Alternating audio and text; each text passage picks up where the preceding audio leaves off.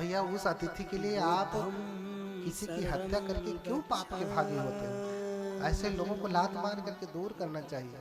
न हम खाएंगे न हम खिलाएंगे, और जो अतिथि ऐसे हैं उनसे हम दूर से ही हाथ जोड़ लेंगे। दुहाई भगवान की, ऐसे लोगों से बचाएं। हाँ, तो हम जब पाप अपने लिए नहीं करते तो हम दूसरे के लिए क्यों करें?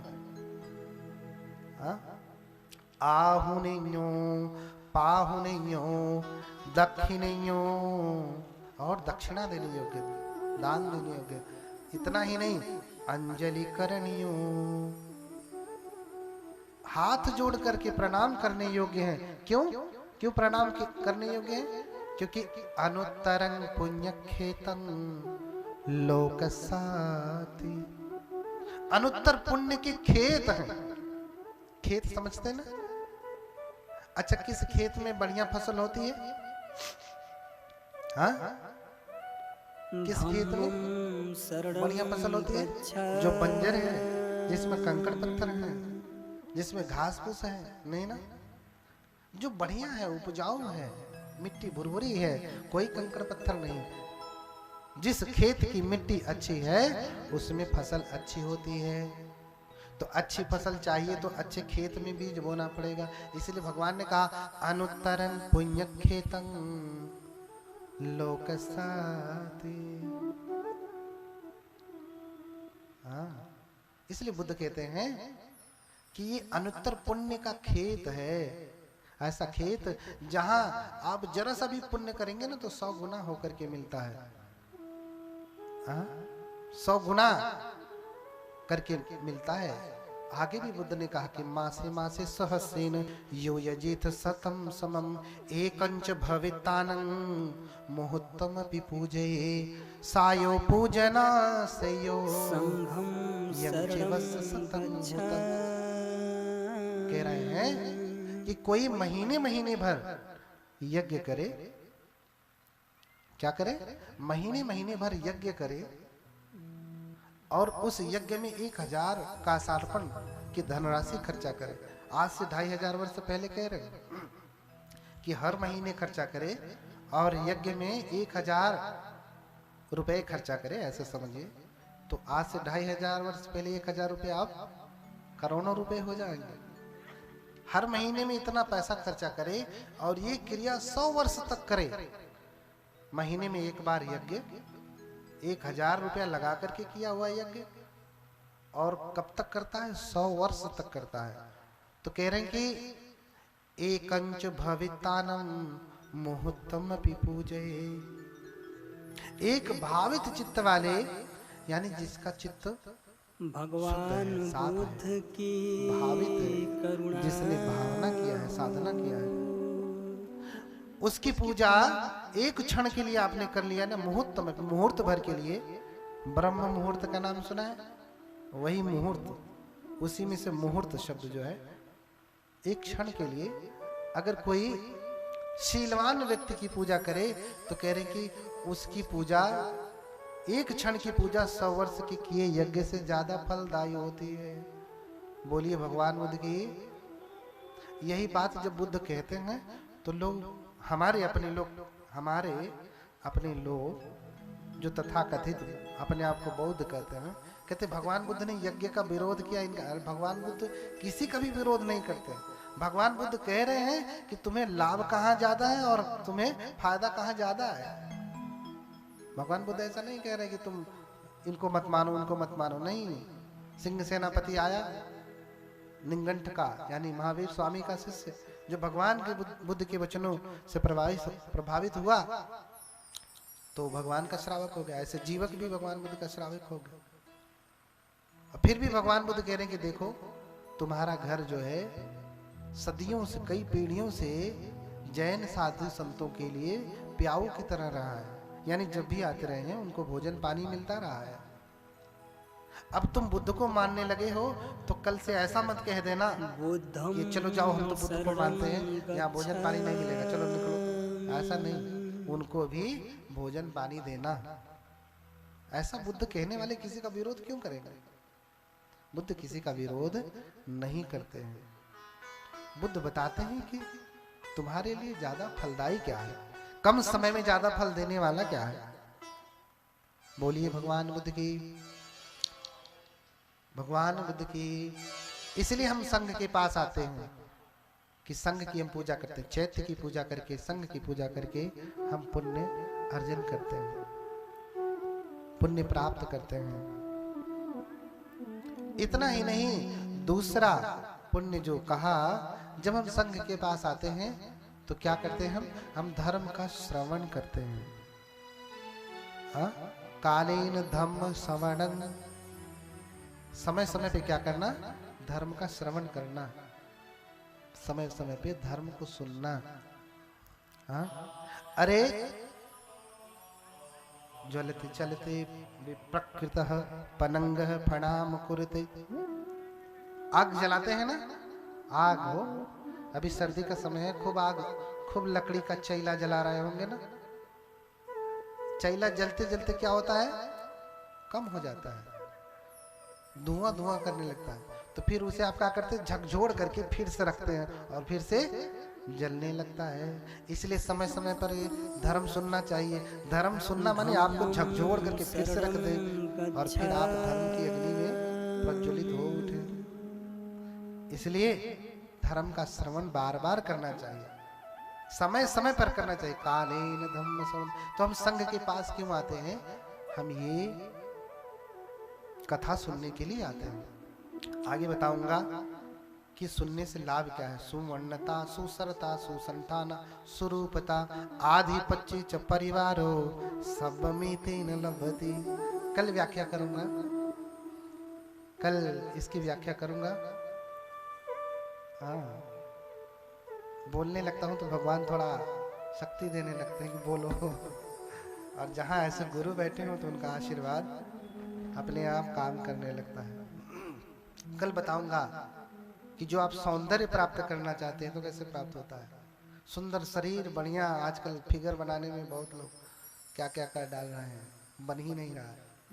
हाँ, सुंदर बाल चाहिए लंबे वाले, लेकिन झड़ता जा रहा है। कितना भी हेड एंड शोल्डर लगाओ, कितना भी पेंटिल लगाओ, क्यों ऐसा? और किसी किसी का कुछ भी लगाता है झड़ता ही नहीं, ऐसा क्यों हो जाता है?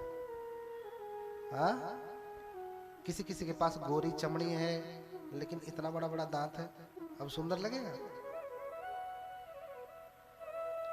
तो सुवर्णता, सुसर, कल बताऊंगा लंबी कथा के महत्व को कि सुनने से क्या क्या प्राप्त होता है। कोई व्यक्ति सुंदर रूप, सुंदर स्वर, सुंदर काया ऐसे ही नहीं प्राप्त करता है, उसका बड़ा पुण्य होता है। आगे भगवान बता रहे हैं, हम आपको बताएंगे। तो इन्हीं सब बातों के साथ अंततः हम अपने गुरुजनों को, जो यहाँ पे बैठे हैं, जिनकी कृपा से सब काम हो रहे हैं, उनके चरणों में शिरोधार्य वंदन करता हूँ और आप लोगों के लिए बहुत बहुत मंगल कामना।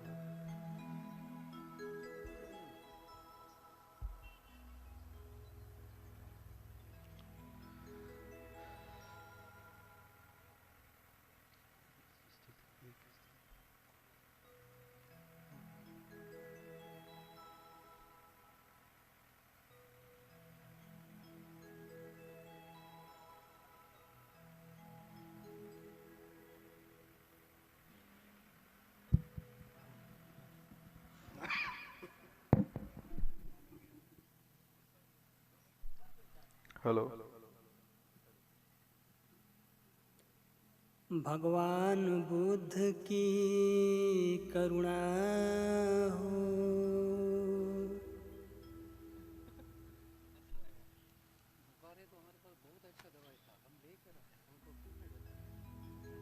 हेलो। हम सभी, ये कार्यक्रम मात्र 15 मिनट का और है, इसके बाद में विराम होने को है। आप सभी लोग अपना संबुद्धस्स साधु बोलिए जोर से। सो रहा है क्या? लगता है सो रहा है सब लोग। हम लोग इतना दूर से आया धर्म देशना करने के लिए, आशीर्वाद देने के लिए। आप लोग इधर कानपुर से इधर आकर आप लोग सो रहा है। जोर से साधु बोलिए। है क्या है? नहीं छोटा बन है कि नहीं? परम पूज्य भिक्षु महासंघ सोफा पर बैठकर हम बहुत थक गए, ठीक है ना? आप लोग जमीन पर बैठकर कितना थक गया होगा। ये कितना धर्मोपदेश किया ना, सब दिमाग से निकल गया होगा। सच है कि नहीं? है झूठ बोलता है, झूठ मत बोलना।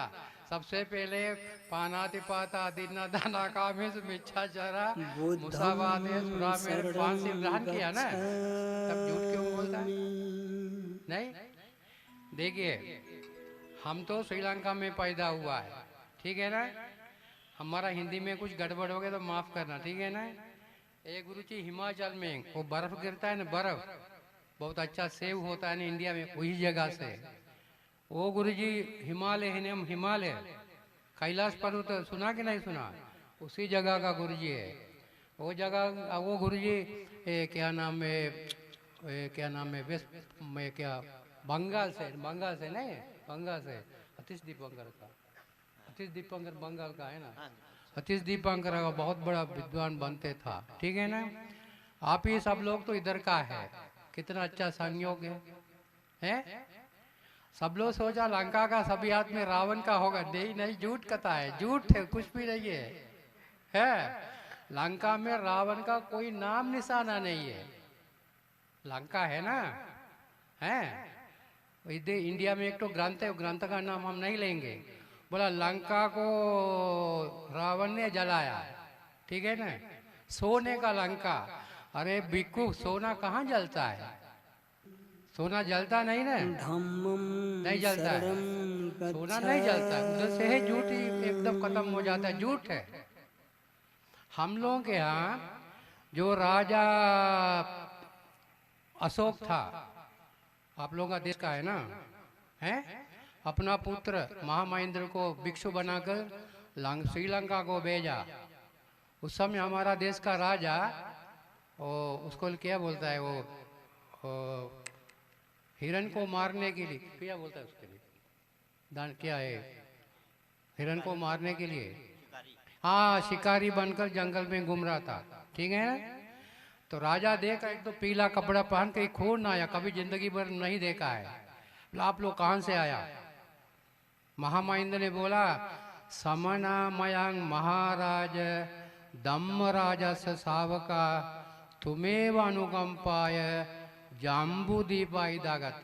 महाराज हम लोग महासमन गौतम बुद्ध का शिष्य लोग हैं, तुम्हें अनुकंपा कराकर धर्म देशना के लिए इसी द्वीप में आया, ठीक है ना?